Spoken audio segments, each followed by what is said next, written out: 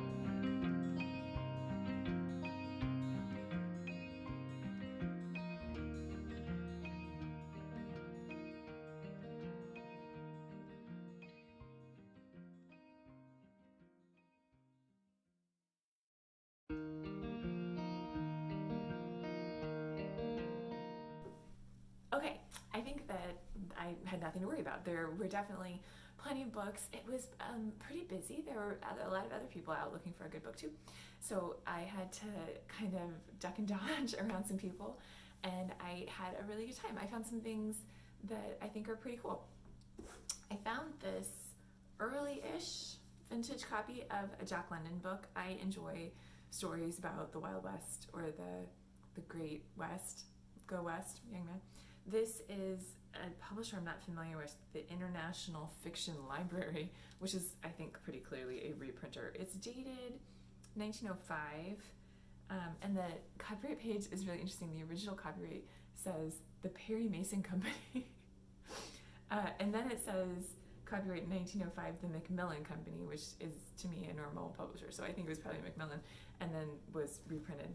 It's not in incredible shape, but it was a bargain. It was $2, I think, and I really enjoyed The Call of the Wild. I thought that was really cool. I read one of Jack London's other novels, and then I think I've read some of his short stories, so I am happy to give this a go. This is pretty neat. I found a vintage copy of Sherlock Holmes Returns. I have some cool Sherlock Holmes, and I actually just made a video of the ones that are in my collection, someone actually asked for that. So I think I just have Sherlock Holmes on the brain, which is amazing because this is a reprint. This is Grosset and Dunlap, big reprinter. They reprinted a lot of this type of book at this time. It does have a cool illustration, and it is the short stories of Sherlock Holmes, and it does have a couple illustrations in it, and this is really rare. I don't see a lot of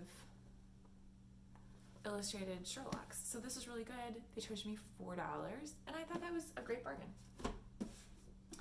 I enjoy Ian Flemming quite a bit. He is a little bit of a character, and I found that I've never heard of this topic or this book.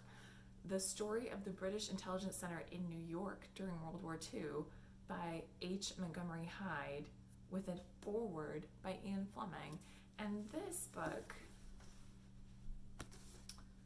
has a cool, on the copyright page, it says second printing 1963, which was kind of Ian Fleming's heyday, I think. So it's interesting that they were able to get this going. It's also inscribed to Lady Stevenson. Does not sound like Lady Hyde. So I wonder what's going on there.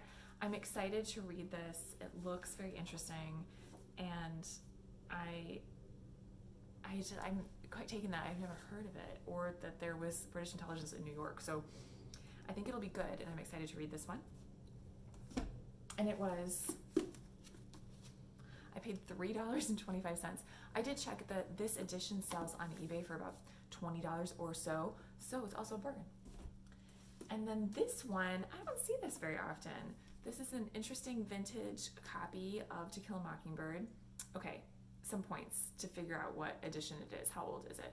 It has this sticker. It's not really a sticker, but it's added to the cover art saying that it's after she got the Pulitzer Prize for this.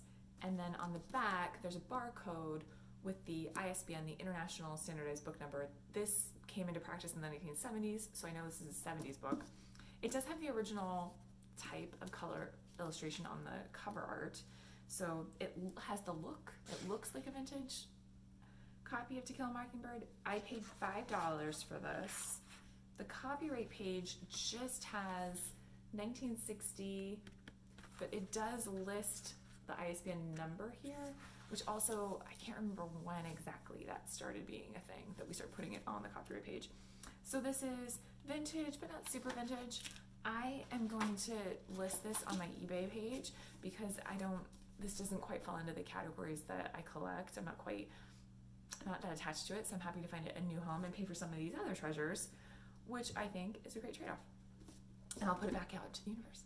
So I had a great time today. That was really fun. I feel good. I got some dopamine in my system from finding bargains, and I have some books to read, and then I have some books to pass on. So I think it was a successful shopping venture. If you have read any of these books, please let me know. I would love to hear about what you thought or what edition you enjoy or think is special. Thanks for watching, and happy reading.